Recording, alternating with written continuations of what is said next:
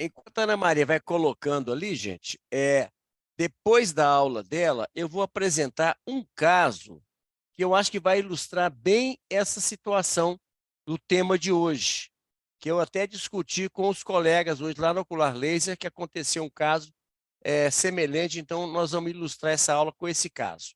É um caso rapidinho. Muito bem, então, Ana, fique à vontade, então, seja bem-vinda. Obrigada. Primeiramente, boa noite a todos. Tá? Eu sou a Ana, fellow de cirurgia refrativa e ceratocone pela Santa Casa de Belo Horizonte. Bem, o tema da minha aula será qual eixo a se considerar no tratamento do astigmatismo, o eixo refracional ou o eixo topográfico. Antes de entrar no tema da aula, eu darei uma breve introdução sobre alguns assuntos e sobre... Deixa eu só fechar aqui essa.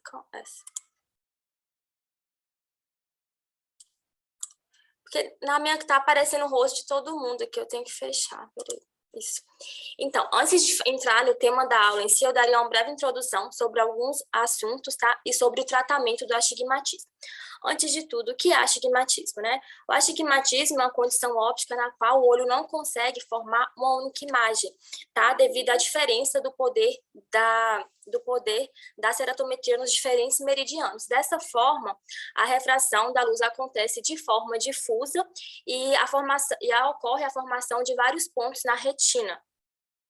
E o ideal é que esse ponto seja único, né? Isso que é o astigmatismo. E quais são os sintomas do astigmatismo, né? O paciente pode ter visão distorcida, cefaleia após fixação prolongada, cansaço visual, halos em volta das luzes, pode ter fotofobia. E em relação à origem do astigmatismo. A origem do astigmatismo pode ser na córnea, né, que é a principal fonte do astigmatismo. Pode ter origem no cristalino, tanto a face anterior e a face posterior do cristalino.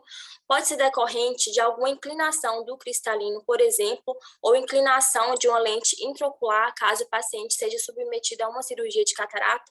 Ou pode ter origem também alguma alteração ali, quando, por exemplo, o paciente passou por alguma cirurgia da retina ou tem algum tumor na retina. Essas são as principais origens do astigmatismo. E em relação à classificação, né? O astigmatismo ele pode ser primário ou secundário. O astigmatismo primário é aquele astigmatismo de origem desconhecida, idiopática, que tem um fator às vezes hereditário associado, e em que o paciente não sofreu nenhum trauma ou alguma doença corneana, tá? O astigmatismo secundário é aquele astigmatismo decorrente de algum trauma, alguma doença da córnea, um pterígio, por exemplo. Muito importante lembrar aqui que o tratamento do astigmatismo secundário é muito mais desafiador e não tem uma precisão bem definida. Nesses casos, devemos alinhar as expectativas do resultado e muitas vezes fala isso para o paciente, porque muitas vezes ele pode ter uma surpresa ali refracional nesse tipo de astigmatismo. Pode ser classificado também em relação à regularidade, né? A gente pode ter o astigmatismo regular, onde o eixo mais curvo e o mais plano formam entre si um ângulo de 90 graus, e o astigmatismo irregular, que é decorrente de alguma irregularidade que existe ali na córnea. Pode ser uma opacidade de córnea, uma doença, uma ectasia, como, por exemplo, ceratocone, degeneração marginal pelúcida, ou um paciente que tenha sido submetido a uma ceratoplastia penetrante, por exemplo. Os regulares podem ser classificados em relação à simetria, pode ser simétrico ou assimétrico, né? Simétrico quando os hemisféricos superior e inferior, eles são semelhantes entre si, ou tem uma diferença mínima ali de até 0,5 ou uma dioptria, ou pode ser assimétrico, onde essa diferença é um pouco maior. Tá? Em relação ao tratamento do astigmatismo, tá? A gente sabe, deve ter em mente que o tratamento do astigmatismo é um desafio, tá? Comparado ao tratamento dos outros erros refrativos, por exemplo, se comparado com a miopia. E nós, cirurgiões refrativos, devemos lançar a mão de outras formas de tratamento também, quando o nosso paciente não tem a indicação da cirurgia refrativa, tem a cirurgia refrativa com excimer laser contraindicada. Aqui faltou um C. Então, quais são esses tipos de tratamento, né? Primeira coisa, o uso dos óculos, tá? O tratamento mais básico, o uso das lentes de contato, lentes intraoculares tóricas. Dois pontos importantes aqui a serem considerados na lente intraocular tórica. Nós, cirurgiões de catarata, a gente deve saber, né, o astigmatismo que a gente induz com a nossa incisão ali em córnea plana, tá? E também ficar atento à marcação do eixo, que deve ser sempre ortostático, porque quando o paciente deita, ele pode ter ali uma circunversão. As incisões relaxantes é um tratamento bastante eficaz também, mas tem algumas peculiaridades. Esse tipo de tratamento, ele não corrige um astigmatismo muito alto, ele corrige um astigmatismo ali de aproximadamente 2,5 a 3 dioptrias, e lembrar que nesses casos o paciente pode ter uma regressão ali em um intervalo de tempo menor comparados a outro tipo de tratamento. E ele pode ser realizado, né, essas incisões relaxantes, elas podem ser realizadas com bisturi de diamante, com um laser de femto segundo, e pode ser uma alternativa quando o paciente, por exemplo, não tem condição de colocar uma lente tórica, dependendo do grau ali do astigmatismo, tá? É uma opção também naqueles pacientes que têm um astigmatismo alto, por exemplo, e uma córnea fina, certo? Podemos lançar a mão desse tratamento. Nesses casos também, quando o paciente tem um astigmatismo e uma córnea fina, podemos lançar a mão do anel intraestromal, que tem a função de regularizar a córnea, e também temos as opções das lentes fásicas, né, que são excelentes para aqueles pacientes que têm uma metropia elevada e que não podem ser submetidos, por conta disso, a uma cirurgia refrativa com excimer laser. Nesses casos, indicamos, e também aqueles pacientes jovens que não têm indicação de fazer a cirurgia, né, da extração do cristalino, porque isso pode levar a algumas alterações ali retinianas, descolamento de retina. Podemos lançar a mão das lentes fásicas. Lembrando que as lentes fásicas, elas podem corrigir, né, a de câmara anterior até aproximadamente 0,7,5 dioptrias e na câmara posterior até 6 dioptrias. E temos o foco principal da aula, que é a cirurgia refrativa com excimer laser. Tá, falando um pouquinho do tratamento aqui do excimer laser, tá? A gente pode corrigir com segurança até 4 dioptrias, mas hoje com as ablações de laser mais moderno, ali é considerado uma taxa segura de até 6 dioptrias. E como que a gente faz esse tratamento, tá? A gente vai tentar encurvar o meridiano mais curvo, tentar deixá-lo mais plano, ao contrário, deixar o eixo mais plano, mais curvo, de forma a regularizar a superfície da córnea, aproximando-a da normalidade. Alguns tipos de tratamento disponíveis aqui com o excimer laser, vou falar um pouco de forma bem breve de cada um. Tá? A gente tem o E-Front Optimizer, que é o tratamento convencional. Nesse tipo de tratamento, nós vamos tratar a refração do paciente, que são as aberrações de baixa ordem. Tá? Vamos adquirir os dados da córnea do paciente através do Topolizer. Esses dados são adquiridos de forma bastante precisas, tá? Porque através dos discos de plácido, esses dados eles são transmitidos para o nosso laser e assim realizando o tratamento. Mas também que esse tipo de tratamento, ele tem a transição ali da zona óptica para a periferia acontece de forma bem suave e isso diminui muito a aberração esférica do nosso paciente. Temos outro tipo de tratamento, que é o E-Front Guide, que é um tratamento guiado também nesse tipo de tratamento utilizamos, né, os dados do aberrômetro, tá? Que é um tratamento excelente para córneas mais aberradas, e temos a cirurgia personalizada topoguiada. Esse tipo de cirurgia a gente pode realizar tanto nas córneas normais, né, nas córneas virgens de tratamento, que é o tratamento com toura, e em córneas doentes irregulares e que foram submetidas a cirurgias prévias. Esse aqui eu vou focar um pouco mais na frente, sobre o tratamento topoguiado. E agora entrando no tema principal da aula, né? Qual eixo utilizar no tratamento do astigmatismo no nosso paciente? O eixo da refração ou o eixo da topografia? Tá? A gente tem que ter em mente, quando a gente recebe no consultório, quando a gente percebe que esse eixo é semelhante, né? Tanto o eixo da topografia e da refração, quando esse eixo é parecido, próximo um do outro, isso nos deixa muito confortável para indicar uma cirurgia ali segura para o nosso paciente. Mas muitas vezes isso não acontece. Muitas vezes o eixo da nossa refração não coincide com o eixo da topografia e isso é um desafio, tá? Isso é desafiador. Então, o que fazer nesses casos? A primeira coisa, mais importante, nesse caso, a gente tem que repetir de forma muito cautelosa a nossa refração. Se nossa refração estiver correta, tá? A gente tem que pensar que talvez a origem desse astigmatismo não seja corneano, tá? A gente tem que pensar na possibilidade do astigmatismo interno e pensar se realmente devemos indicar uma cirurgia topoguiada, por exemplo, para esse paciente. Caso a gente indique, a gente vai induzir no nosso paciente muitas aberrações, porque a gente pode gerar se a gente tratar esse paciente que tem um astigmatismo interno associado, como, por exemplo, um astigmatismo decorrente do cristalino, nós vamos induzir no nosso paciente o tratamento, né, um eixo contrário ao eixo daquele astigmatismo que ele ficará. Então, isso vai induzir muita aberração. Então, devemos prestar muita atenção nesses casos.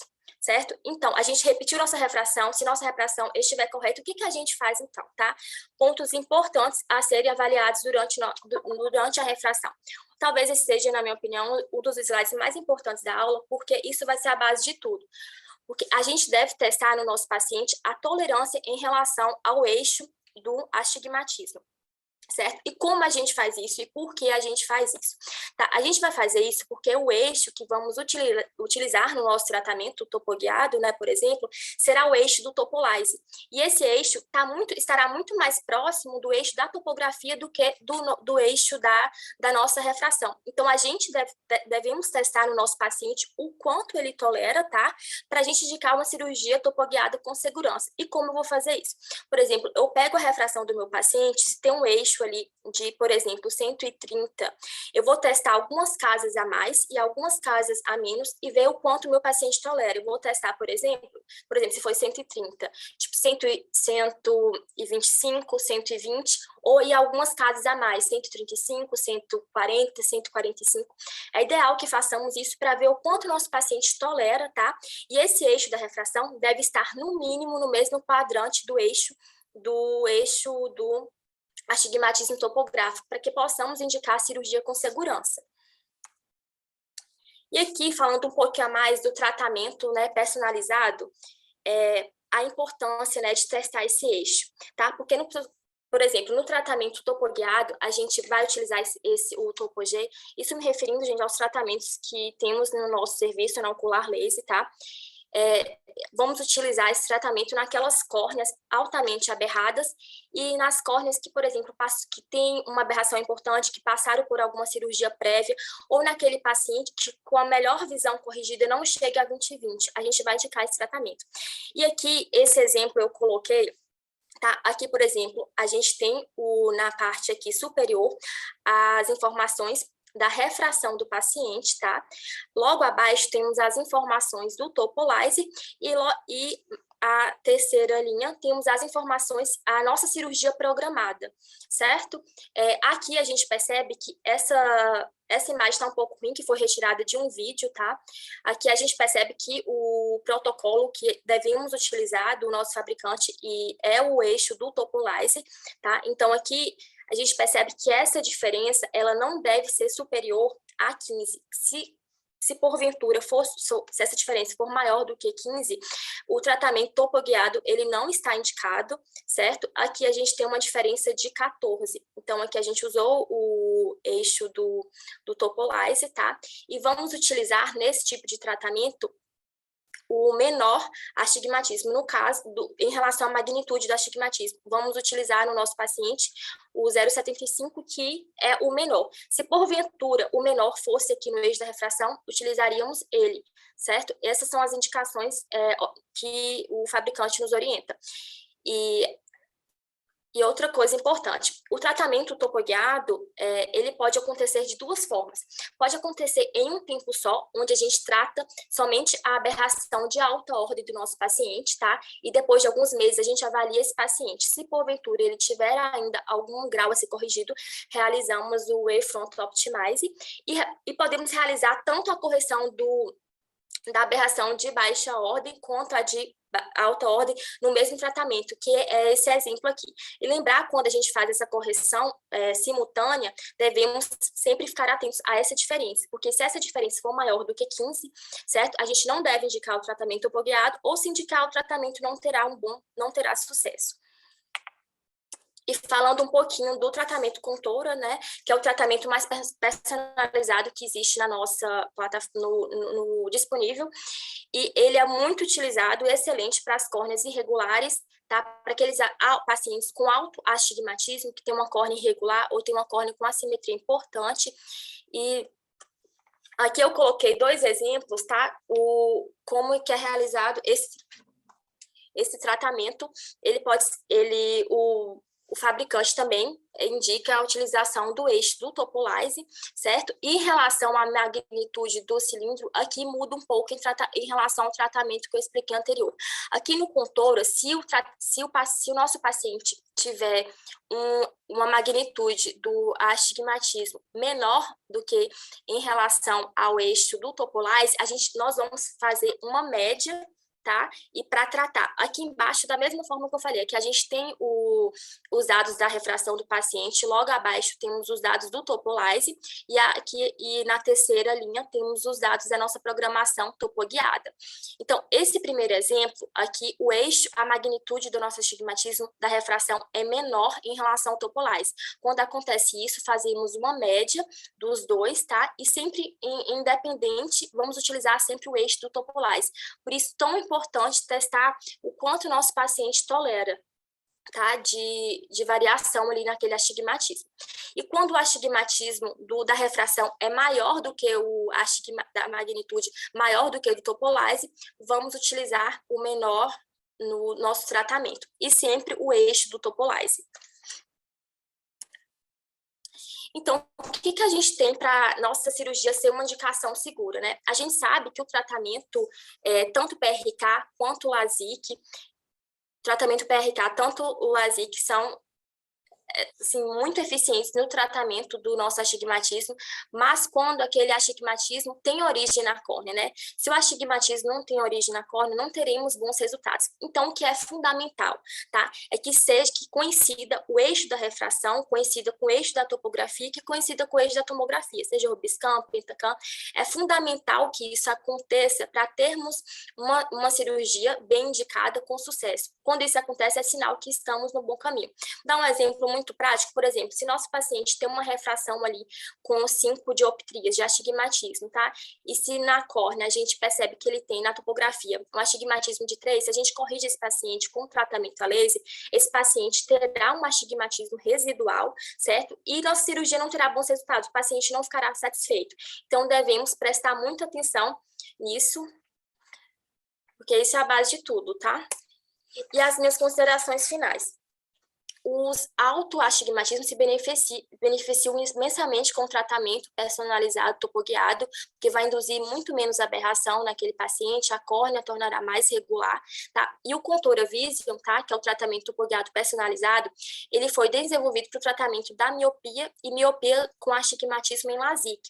Mas hoje no Brasil, muitas pessoas têm usado o PRK topoguiado com ótimos resultados, tá? E para correção do astigmatismo moderado a alto, tá?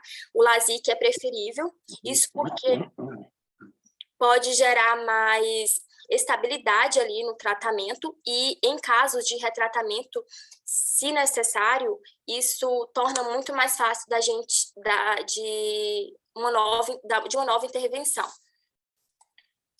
Então, e que a correção do astigmatismo é um desafio, tá? E é fundamental a correção do eixo correto no tratamento do astigmatismo para atingirmos os resultados esperados. Lembrando que a gente deve tratar o eixo refracional, certo? Mas sempre testar a tolerância que o nosso paciente tem em relação ao eixo da topografia, porque é o eixo da topografia que usaremos na nossa correção do tratamento a laser, tá? E se o paciente não aceitar o eixo da topografia, é melhor não realizarmos a cirurgia topoguiada. Devemos sempre, né, verificar a tolerância no exame antes de indicar a cirurgia para o nosso paciente. Bem, essas foram as minhas considerações.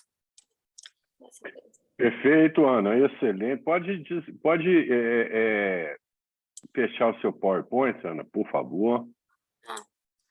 Muito boa a sua apresentação. Reinaldo, eu gostaria que você fizesse as considerações iniciais aí, por favor. Peraí que eu tô com dúvidas. Ô, Ana, se você quiser, pode deixar aberto a sua apresentação, Eu vou depois querer que você volte num slide aí. Bom, primeiro te dar os parabéns. Eu achei que você abordou brilhantemente o tema, tá? É um tema bem difícil, não vou negar. Com certeza, mas a gente não fica dando tema fácil para vocês, né? A gente quer sempre aquilo que é mais desafiador. Mas algumas considerações sobre a sua apresentação. Primeiro, o seguinte: o astigmatismo, gente, é muito mais desafiador do que o tratamento da hipermetropia. Não tanto quanto da miopia, não tanto quanto da hipermetropia. A hipermetropia é o mais desafiador. Mas o astigmatismo, ele também ele tem um grau de precisão. A primeira coisa que a gente tem que entender claramente é que a correção refrativa do astigmatismo não tem uma precisão tão alta quanto a miopia.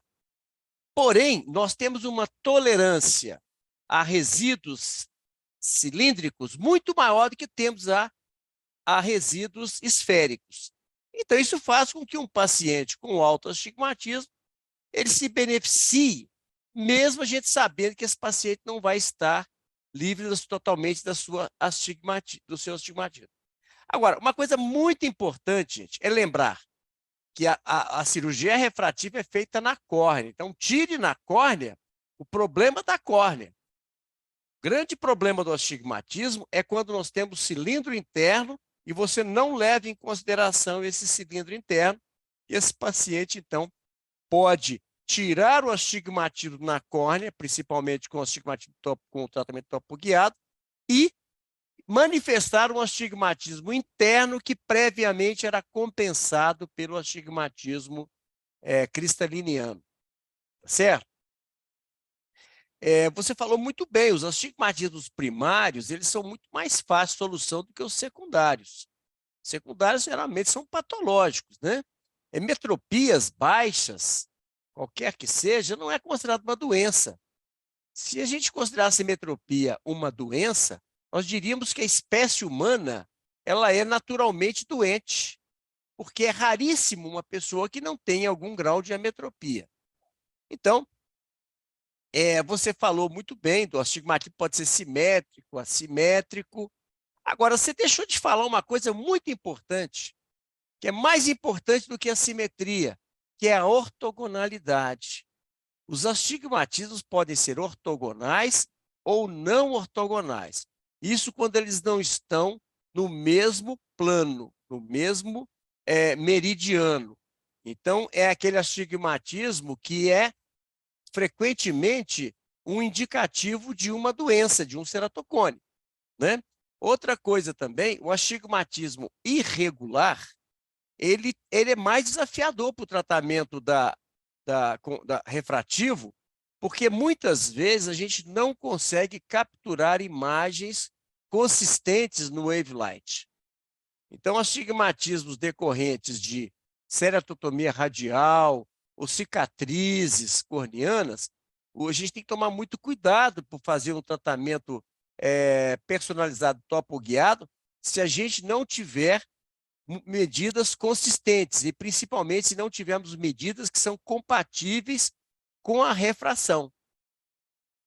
Você citou também uma coisa que eu acho que é muito importante, que são as incisões relaxantes. Incisões relaxantes, gente, isso funcionam muito bem. Eu já fiz muita incisão relaxante, funcionam bem. Eu fui da banca de um doutorado de um colega lá de Uberlândia, eu não me lembro agora o nome do colega, que ele fez uma tese muito bem feita comparando as incisões relaxantes com lios tóricas, mostrando que há uma compatibilidade de resultados muito grande. E hoje a gente tem uma facilidade, para quem não tiver a habilidade de fazer na mão, que não é fácil, a gente tem hoje a possibilidade de fazer com laser de Fento II. Eu quero ver se oportunamente eu faço uns casos lá para a gente poder, inclusive, mostrar para vocês como que é perfeita a incisão com laser de Fento II, e frequentemente a gente pode, então, reduzir de uma forma muito melhor do que, por exemplo, colocando um anel. A gente vai ter capacidade de corrigir com mais precisão do que o anel. Eu acredito que para um astigmatismo regular, eu não tenho a mesma precisão. Então, a gente tem essa ferramenta também que a gente costuma não lançar mão.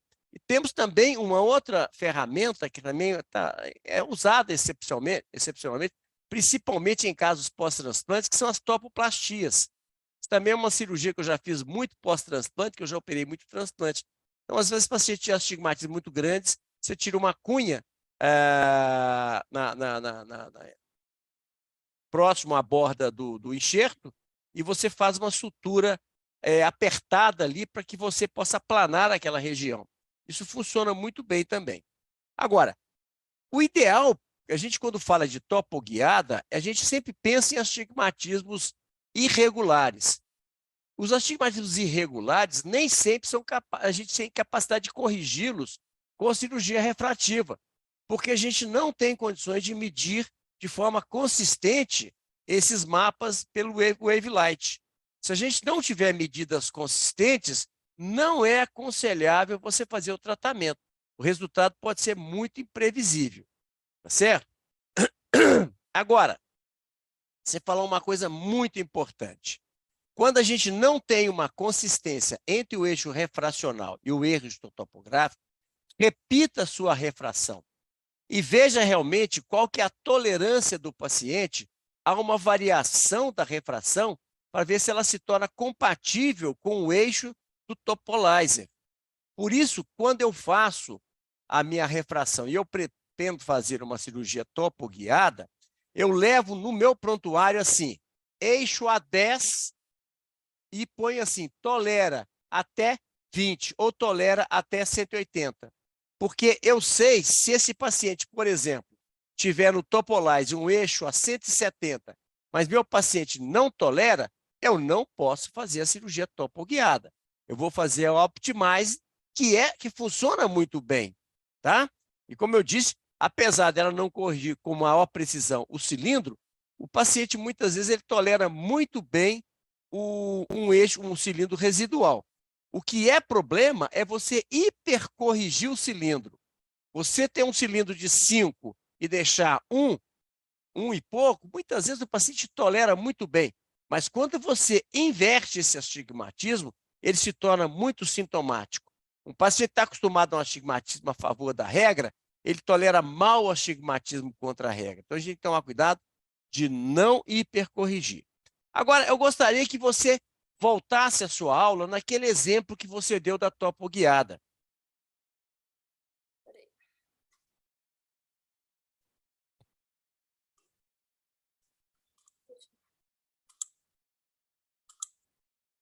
Lá você mostrou e frisou muito a questão do eixo. O eixo da refração era 30 e o eixo do wave light era 16. Tá conseguindo ver? Então, não estou vendo, não. Compartilha a sua Volta a tela aí. compartilhar a tela, Ana. Espera aí, porque tá...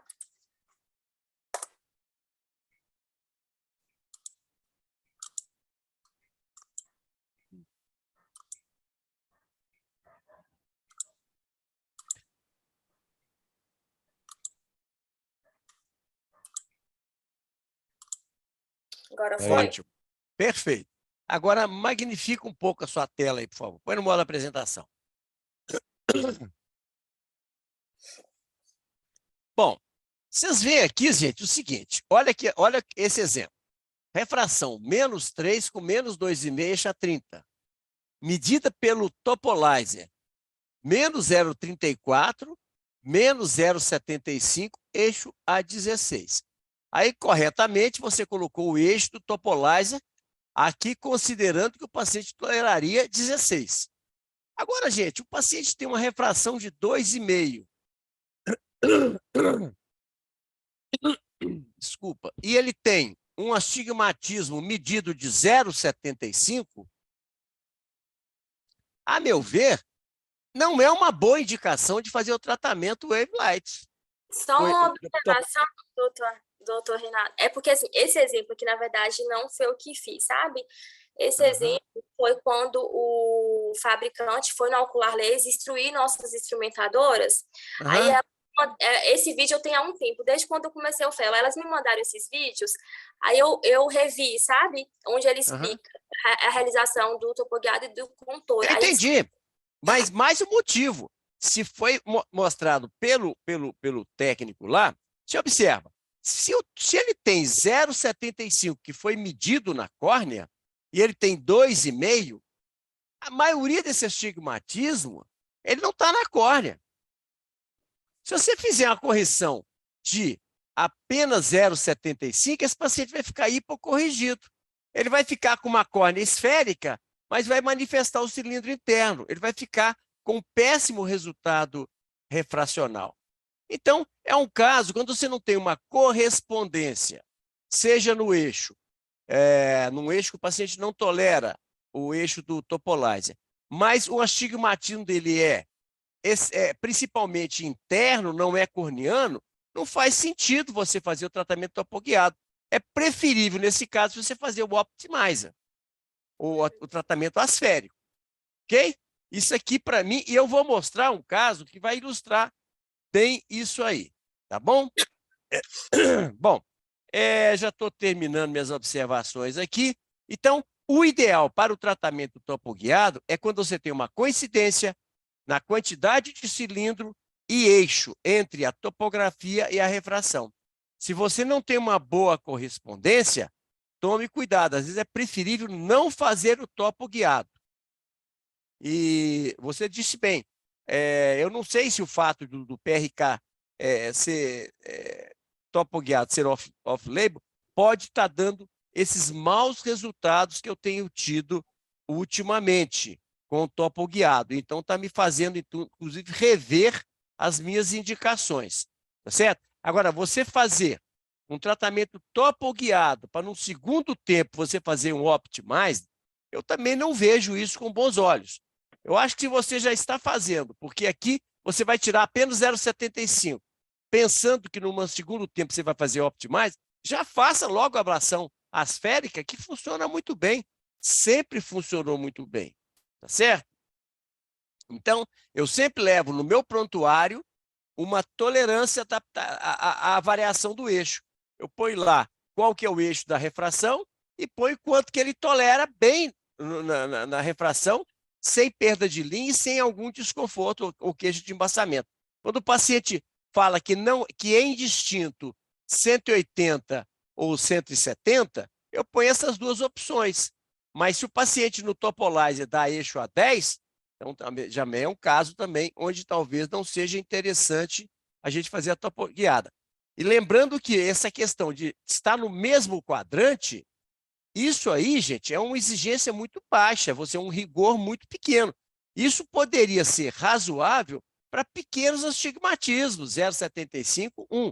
Mas se o paciente tem 2, 3 de astigmatismo ou mais, estar no mesmo quadrante não é um critério de rigor aí para a gente poder fazer a topoguiada. Então, vamos tomar muito cuidado. Eu gostaria de apresentar porque está muito assim ligado, é como se fosse uma continuação do seu caso.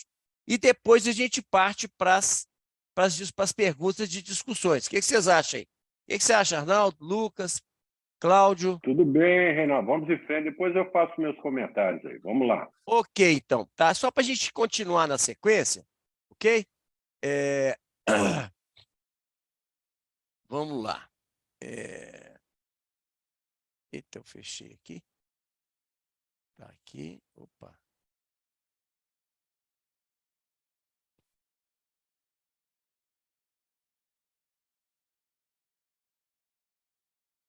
Ah, tá aqui.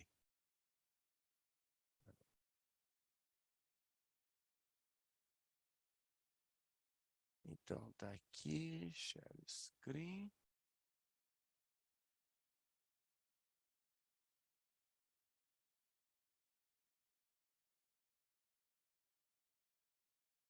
Apareceu aí? Apareceu a tela aí? Apareceu. Vamos em frente, Reinaldo. Então, vamos lá. Então, eu quero mostrar 2 casinhos aqui para a gente ver, foram casos muito ruins. Então, esse aqui é um paciente de 26 anos, observe. tinha um astigmatismo 1,5. Eu estava entusiasmado com a topoguiada, um astigmatismo na córnea 2,70. Eu fiz aquelas conversões lá no Wavelight e fiz o tratamento topoguiado. Olha o que eu observo que eu fiz as conversões. Eu coloquei 1,5 de refração, coloquei o 2,70, 2,80, mudei, não fiz o astigmatismo todo, eu fiz intermediário, com aquela média, etc, etc, etc. Olha o que aconteceu.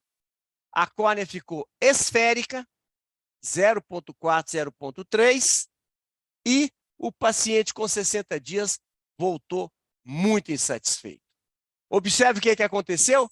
Inverteu o astigmatismo.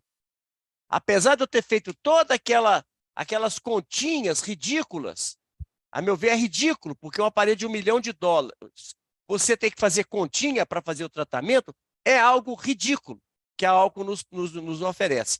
Então, o que aconteceu? Esse paciente ficou com um resíduo refracional muito importante, apesar de eu ter feito desconto da miopia, quando eu teria aqui o cilindro, hipercorrigiu, teve uma perda de sensibilidade em contraste muito ruim, e aí a gente fala assim, mas puxa vida, a diferença do cilindro refracional para o topográfico era muito grande. Isso poderia realmente dar um problema? Sim, poderia. Então vamos ver esse outro caso. Esse caso aqui eu vou mostrar onde o cilindro refracional era exatamente o mesmo, tanto a quantidade de cilindro quanto a quantidade no eixo.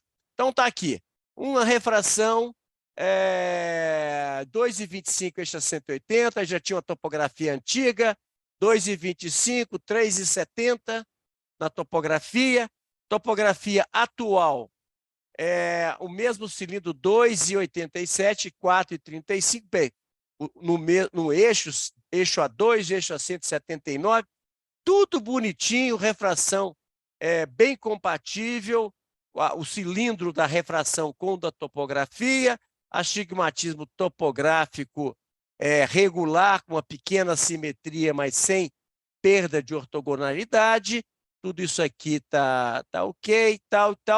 E aí foi feito, então, o tratamento.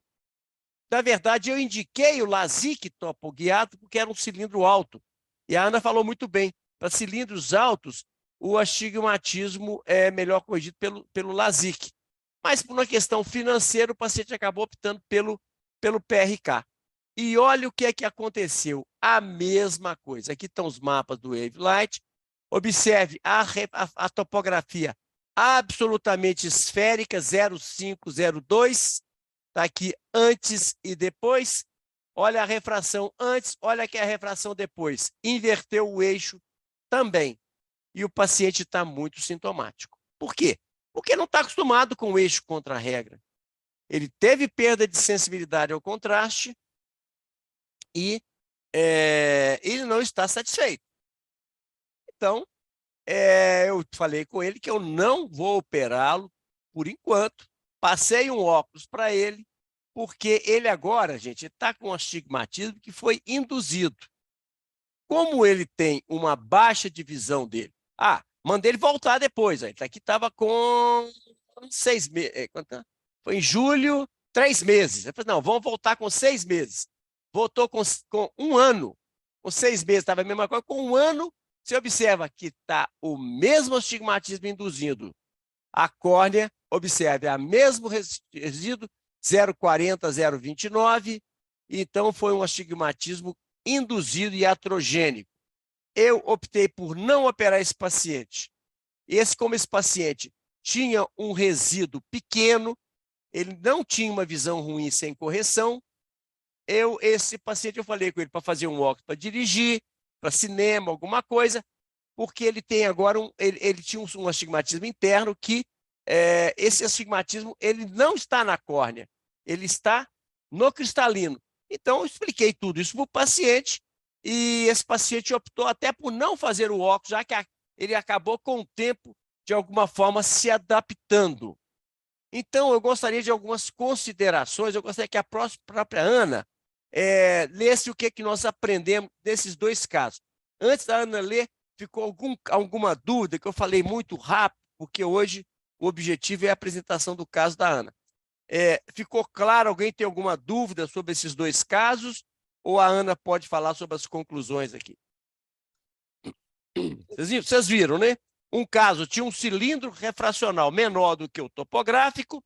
Eu fiz aquelas adaptações, ajustes feitos pelo laser, sugerido pelo laser, e deu um resultado péssimo. No outro caso, era o mesmo astigmatismo topográfico, refracional, e o mesmo eixo, e também deu um resultado ruim. Hoje houve uma hipercorreção. Se ninguém tiver dúvida, Ana, fale as conclusões aí que eu tirei por esses dois casos. E não são só esses dois, são mais casos, porque até então eu estava fazendo muita topoguiada. Vamos lá, Ana. Bem, o que aprendemos nesse caso? O tratamento topoguiado com Tora está indicado em cilindros altos e assimetrias corneanas. Cilindros residuais são comuns após o tratamento asférico e frequentemente bem tolerados. Então, guardem isso, né? Porque eu falo isso. Nós estamos fazendo uma coisa mais sofisticada e eu estou começando a ter resultados piores do que eu tinha com o astigmatismo, com o tratamento asférico. Poucos casos, tá, gente? A maioria ficou muito bom. Vamos lá. Deixe claro para o paciente qual é a refração final, principalmente em caso de queixa visual.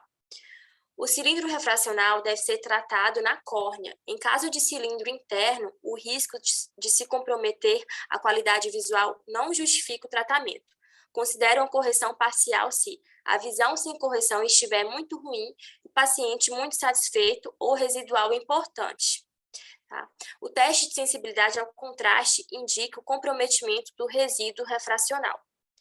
Não tenha constrangimento em recetar óculos após o tratamento refrativo para situações especiais, se houver queixa. A segurança e o conforto em primeiro lugar. Não deixe de pressionar para reoperar se não tiver indicação. Nunca fale em zerar o grau. O tratamento refrativo é muito eficiente, mas não tem uma precisão absoluta. No tratamento topoguiado com Tora, devemos usar o eixo do wavelight, não da refração. Se as medidas do wavelight não forem semelhantes à da refração, não faça com Tora. É constrangedor uma tecnologia tão avançada necessitar ajustes manuais para ser realizada. Isso aí realmente eu fico indignado, porque você paga $1 milhão, numa época de inteligência artificial, você ficar fazendo continha. Isso aí a Alcon devia sentir vergonha de nos apresentar essa alternativa. Então, gente, era isso. Aqui, Arnaldo, ó, você não quis dessa viagem, aqui é a Serra da Estrela, aqui lá em São José de Peramanca, tá? Maravilha! Aqui a Maria José, aqui o Tagino, aquele cara, e aqui a nossa motinha, a gente já fez muita trilha junto lá em Scarpas. Então é isso aí, gente. Então, vamos agora para as considerações dos colegas e também para tirar as dúvidas. Vamos lá, Arnaldo.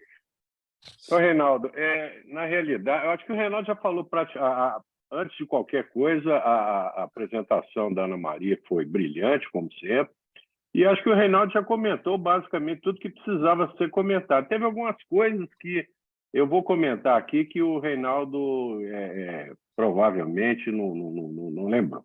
Então, basicamente, pessoal, lembrar o seguinte, tudo começa com uma boa refração. Então, aquele paciente que vai ser candidato à cirurgia refrativa, seja um wavefront, seja um tratamento topoguiado, personalizado, você tem que ter uma boa refração. O que é uma boa refração? Na autorrefração, se você começar com uma autorrefração, posicionamento da cabeça do paciente tem que ser impecável. Então, se você, por acaso, delega a sua autorrefração, como a maioria de nós fazemos, para uma técnica, a técnica tem que ser orientada que antes de iniciar as medidas, tem que ser pelo menos 10 a 15 medidas para cada olho, que ela gire o joystick para a direita e para a esquerda para ver se realmente o posicionamento da pupila do paciente com relação ao olho direito e o olho esquerdo está no mesmo plano. Se a pupila do paciente houver alguma descompensação, certamente o paciente está com a cabeça inclinada e isso certamente vai alterar o resultado. Então, essa orientação é extremamente importante, você tem que ter uma técnica. O ideal que seria que a gente fizesse, mas na prática é impossível a gente fazer autorrefração de todos os nossos pacientes. Então, eu lá na clínica eu tenho 2 autorrefratores diferentes, faço questão que a técnica meça em 2 equipamentos diferentes, justamente para que eu possa avaliar o resultado de um e de outro e para ver se realmente os resultados são semelhantes. Então, uma vez que o paciente passou por 2 autorrefrações, eu vou fazer a refração dinâmica e a refração estática. Como o Reinaldo já comentou e a Ana Maria comentou anteriormente, os valores de eixo e o valor do astigmatismo eles têm que ser bastante semelhantes. Se você em um autorrefrator tem uma medida, no outro autorrefrator você tem outra medida completamente diferente, se na sua refração dinâmica e estática os resultados não são semelhantes, isso já é um indício de que, muito provavelmente, esse paciente não é um bom candidato para um tratamento topoguiado. Todo paciente que vai fazer um tratamento topoguiado, ele tem que ser submetido a uma tomografia de córnea. Então, o equipamento que eu tenho lá na clínica é o Orbiscan e tem também um aberrômetro. Então, o paciente vai passar pela tomografia Orbiscan e pela aberrometria. Os resultados da aberrometria, PPR da aberrometria, dos iWave, resultado do Orbiscan e o resultado dos autorrefratores e da refração dinâmica e estática tem que ser bastante semelhantes. Se você tem resultados diferentes, tanto com relação a eixo quanto com relação ao percentual, esses exames têm que ser refeitos e, se houver muita diferença, melhor não realizá-los. Ok? Arnaldo, Lembrar o seguinte... Não, eu queria te interromper, desculpa te interromper, não é só para poder frisar isso que você falou mesmo. Como a gente não faz autorrefração, eu também não faço. Em anos, acho que eu nem sei fazer autorrefração. É impossível. Não tem jeito. Então, o que acontece? O autorrefrator, mas a gente tem que orientar a secretária como fazer a técnica. Todo autorrefrator, ele tem dos lados, naquela haste onde tem a testeira, tem uma ranhura. 2 marcações. Isso. Essa marcação é para que você tenha um alinhamento dos olhos. Se você vira a cabeça, ela vai saber intuitivamente que não está, a cabeça do paciente não está certa. Então, a primeira coisa é isso, você orientar a sua secretária que os olhos têm que ficar naquela mesma posição. Então, com isso, você refita a inclinação da cabeça. E no GRINS, ele tem também um nível.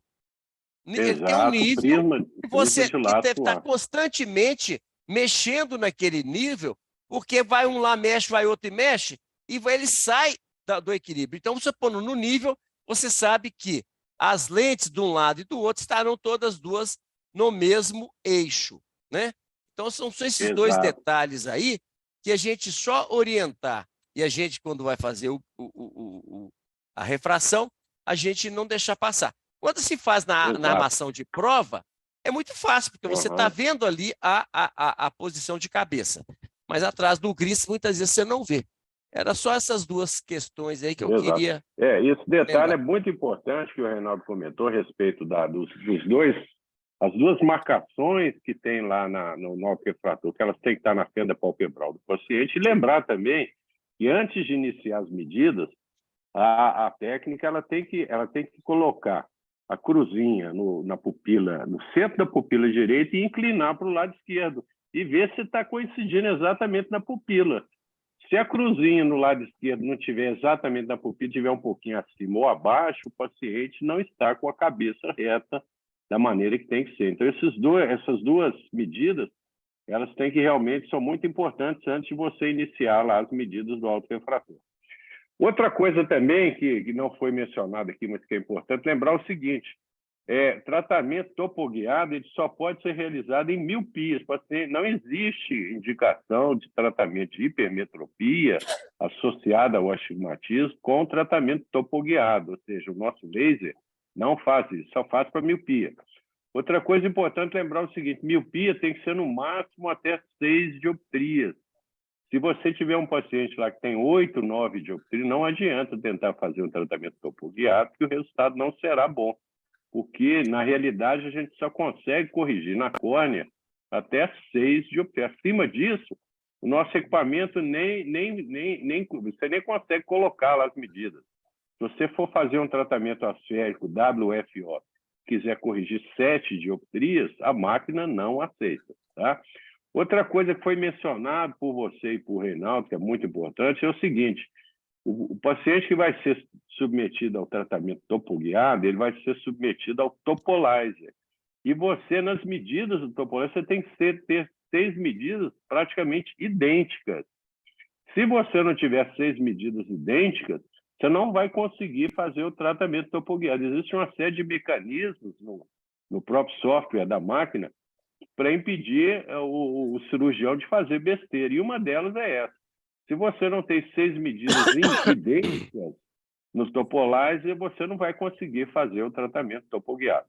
Outra coisa que é importante enfatizar também, pessoal, é o seguinte: não existe indicação de tratamento topoguiado para ceratocone. A gente muitas vezes acha, no ceratocone você tem astigmatismo irregular, então eu vou corrigir o astigmatismo irregular do cone com topoguiado. Não existe indicação para isso.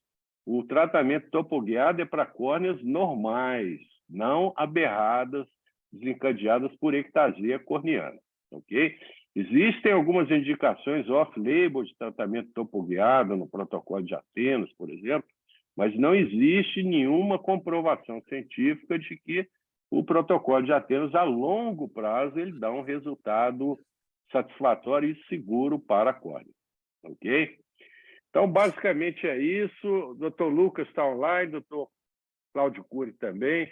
Eu gostaria de ouvir as considerações aí dos dois, por favor. Arnaldo, posso só fazer um comentário aqui rapidinho? Claro. Quem está falando? É o Lucas. É o Lucas Reis.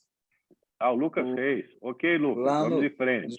Lá no Congresso, na Brascas, teve um norte-americano que estava dando uma palestra lá, que ele comentou que uma das opções que estava falando, ele não falou quais casos, né? Mas que às vezes ele considera e faz um tratamento topoguiado nos ceratocones iniciais, seguidos de um crosslink.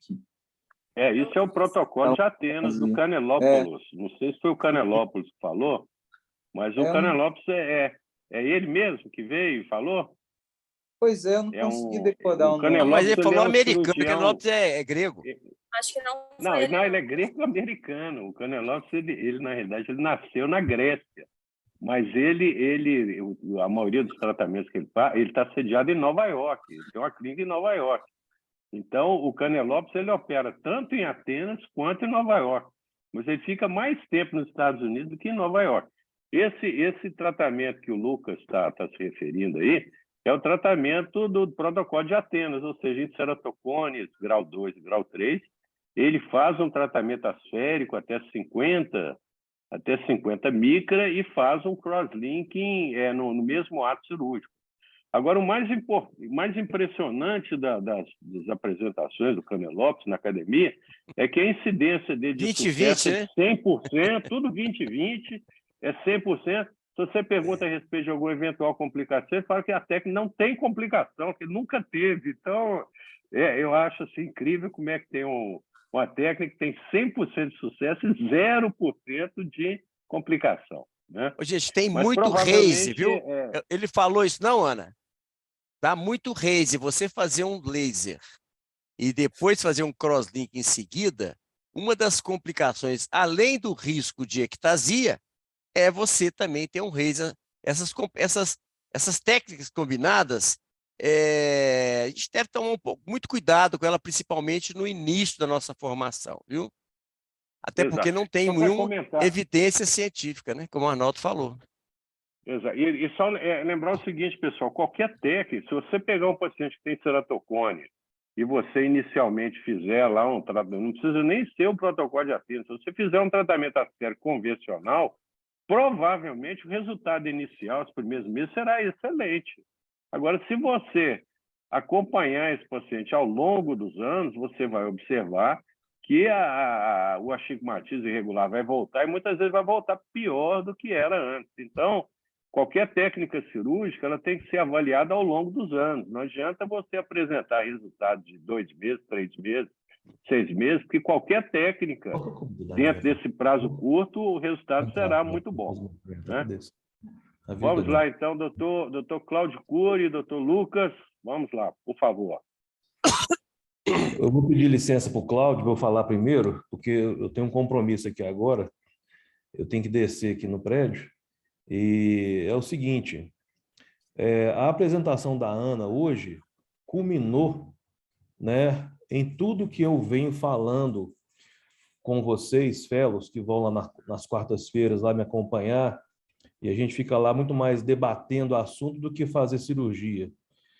Então, com a aula de hoje, do dia 31 de maio, quase já no meio do ano, eu espero que hoje vocês estejam entendendo tudo aquilo que eu comecei, enfatizei, fiquei batendo na tecla desde o começo do ano, com todos vocês, fellows.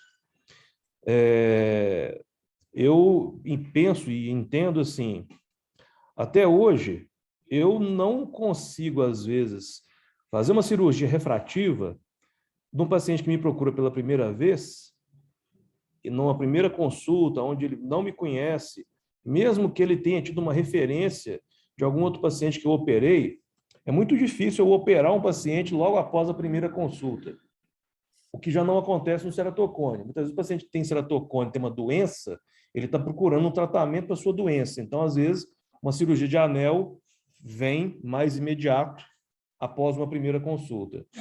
Mas a cirurgia refrativa, muitas vezes, ela vai acontecer daqui 1 ano, daqui 2 anos, daqui 3 anos, quando esse paciente volta consultando comigo, vai mostrando uma refração que vai se provando estar estável, né?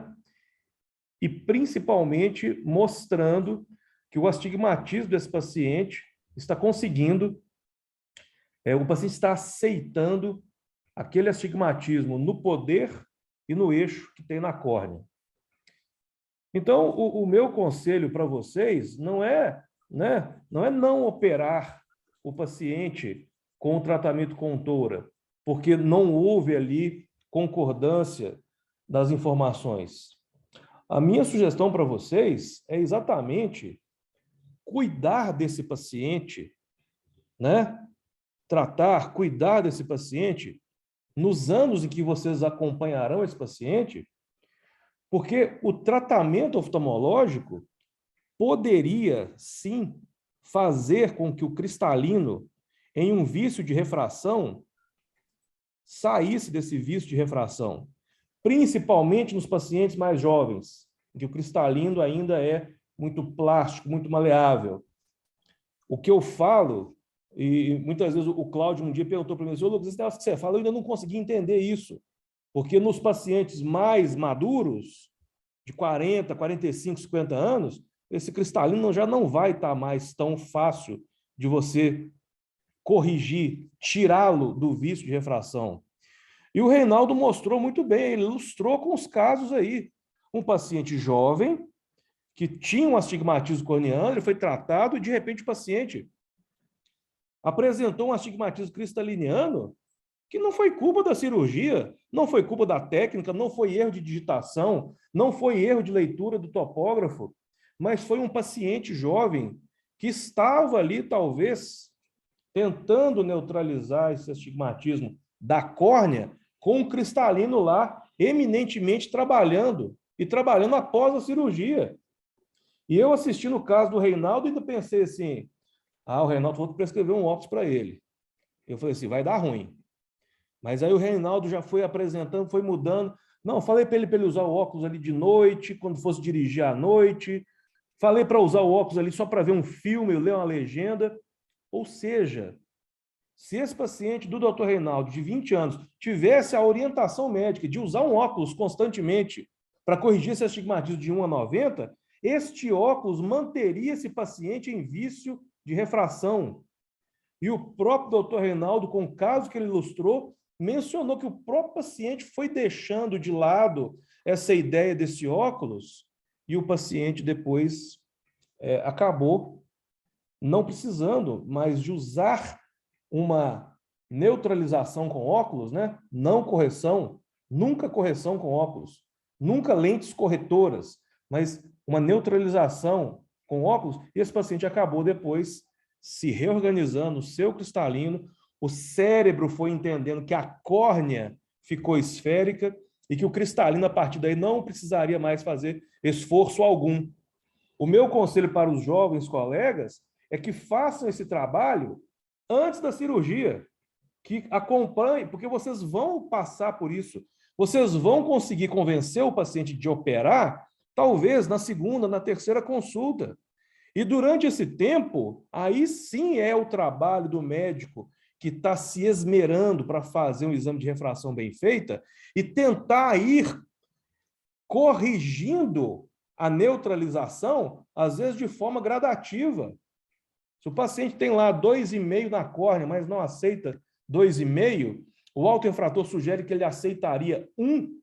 Quem sabe você fala ao paciente assim, paciente, ó, eu vou te passar 1,5. E mostrar o que foi mencionado hoje aqui sobre tolerância. Ele fala assim, não, o que está ótimo para mim é 1. Mas você fala assim, mas você tolera 1,5?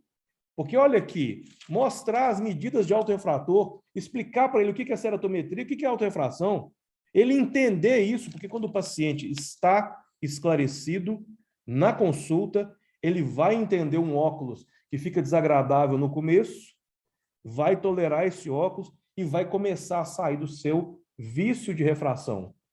Com isso, eu acredito que vocês jovens, no momento em que o paciente tomar a decisão de operar com vocês, vocês conseguirão operar o poder e o eixo da córnea da forma correta.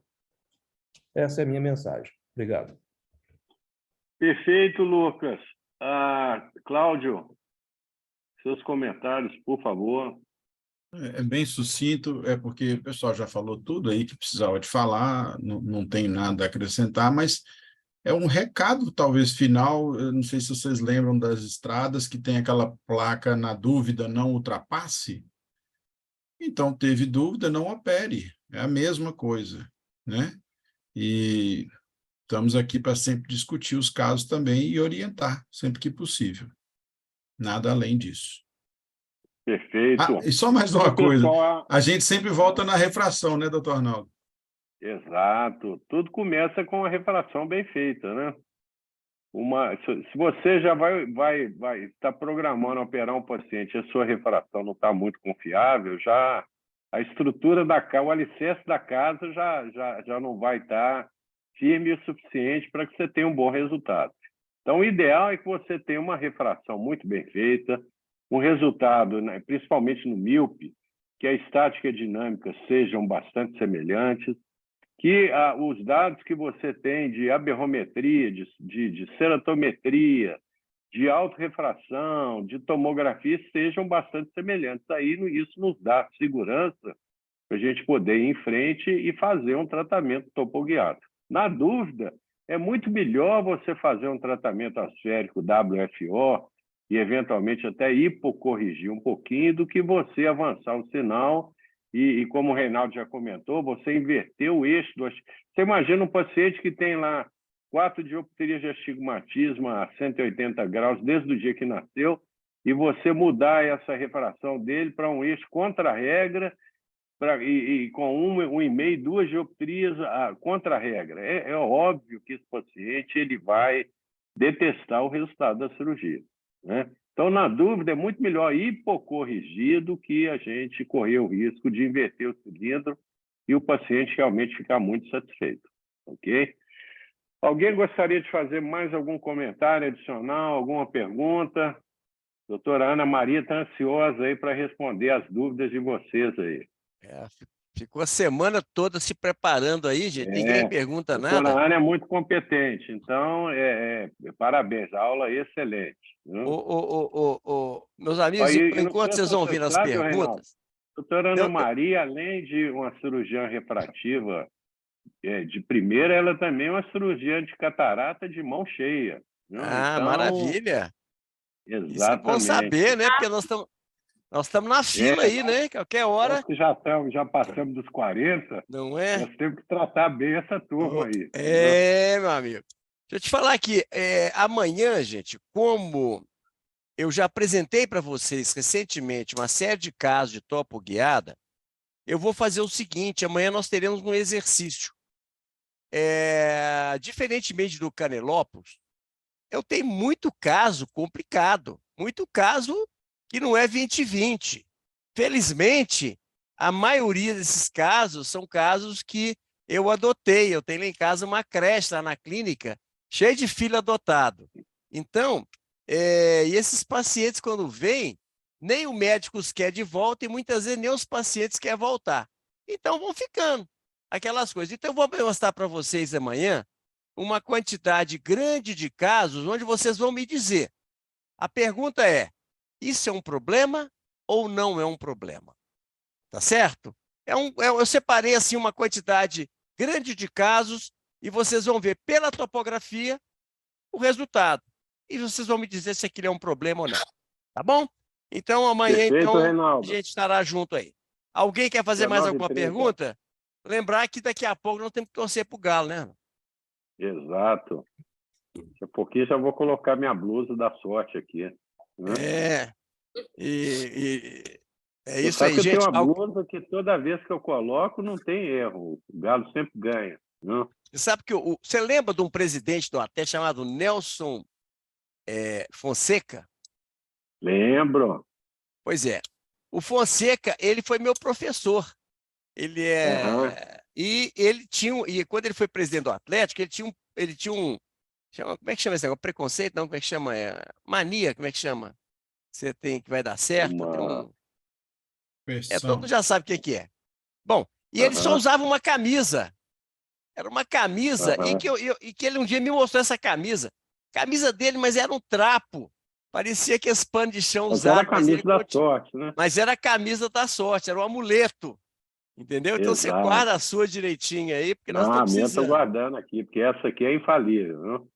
Então, pessoal, Falou, gente. boa noite Então até a amanhã, todos. então. Amanhã, 19h30. Falou, gente. Um abraço a Um todos, abraço a então, hein? todos. Tchau, Cláudio. Ô, Cláudio, então depois nós vamos olhar aquele negócio das aulas lá para os residentes, tá? Combinado, professor. Bem-vindo de volta. Obrigado. Mas a farra foi grande, hein? Foi boa. Agora o pessoal elogiou muito suas aulas aí, viu? Parabéns. Eu subornei todo mundo. Abraço, gente. Uma boa noite a todos. Boa noite, pessoal. Falou, Até amanhã. gente.